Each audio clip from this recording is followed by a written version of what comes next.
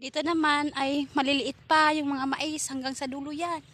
Ito yung may namunga papunta doon. Ito yung may bagong tanim nila na mais. Ayan. So, papunta kami ngayon sa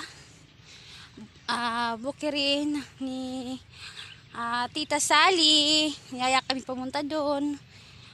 So, tara, samahan nyo kami.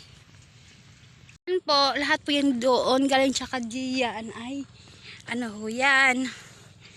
May tanim na po yan. Pero dati ay sibuyasan po yan. Dito naman po ay mais yung mga bagong tanim nila. Diba? Parang palit yung ginaapakan natin. Baka tayo mabalintong din eh. Yan. Okay. Okay.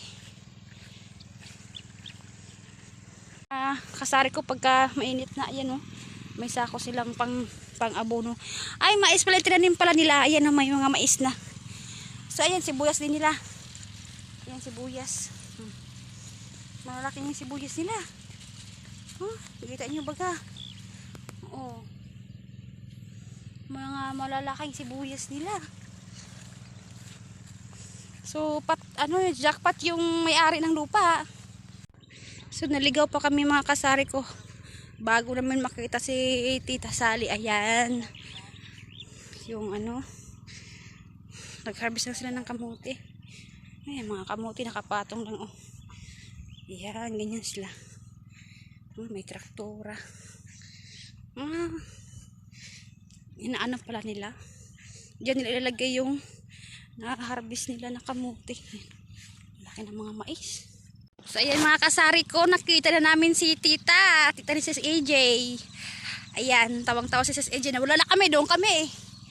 O diba? So ayan oh, nag-harvest sila mga kasari ko ng kamuting kahoy. Kamuti ba? Kamuti. Ayan, may mga sibuyas pa dito. Ayan oh. Ayan oh. Oh. Diba? Pagkatapon lang nila yung mga sibuyas. So ayan. Ayan si Tita oh. Ayun si Tita la. Ayan oh. Parang binibinta rin natin nila yung ng kamote. Ay ganun parang nag-harvest oh. Binubunot pala nila. Ayan oh. Tapos ayan mga kamote oh. Ayan. Sako-sako.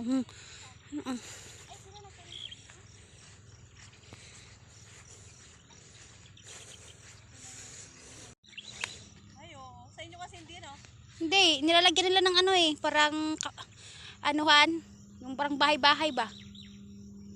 Ganda ng kamatis nila oh, lalaki.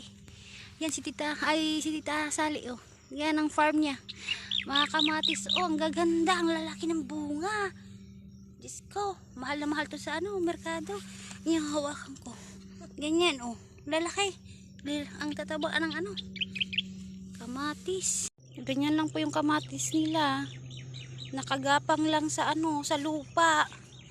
Oh. Yan oh. Ang kamatis nakagapang lang sa lupa, ang tataba. Kuya usog.